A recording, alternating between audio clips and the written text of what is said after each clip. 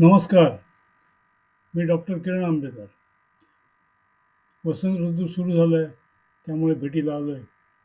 वसंत ऋतू सुरू झाल्यानंतर कफ उष्णता वाढायला लागते आणि उष्णता वाढल्यामुळे कफाचं विलयन होतं आणि कफाचं विलयन झाल्यामुळे सर्दी, खोकले, डोकं जड होणं, सायनोसायटिसची लक्षणं दिसणं, क्वचित यावेळेला डायरिया, डिसेंट्री दिसत आहेत.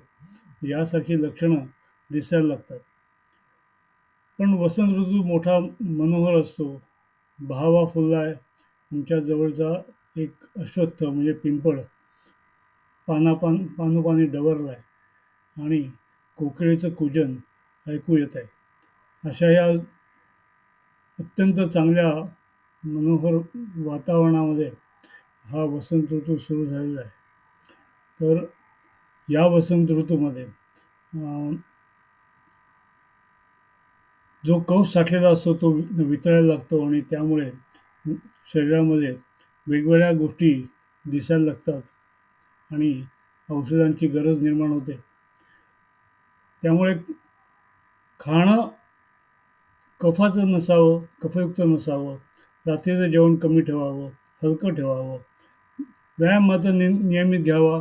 त्यामुळे काय होईल, जो वितळलेला कफ आहे तो शोषला जाईल आणि त्यामुळे होणारे विकार दिसणार नाहीत. धनेजिऱ्याचं पाणी घ्या, गरज लागली त्याप्रमाणे. सुंठवडा खा. सुंठवड्यामध्ये सुंठ, साखर आणि धण्याची पावडर असं कॉम्बिनेशन ठेवावं सारख्या प्रमाणामध्ये, जेणेकरून कफही कमी होईल, पित्त वाढणार नाही आणि शरीरालाही उत्तम बळ आणि आरोग्य मिळेल. अशा तऱ्हेने हा वसंत ऋतू आपण जर व्यतीत केला तर नक्कीच आपल्याला निरामय असं जीवन जगण्यासाठी मदत होईल. त्यामुळे इथेच थांबतो. नमस्कार.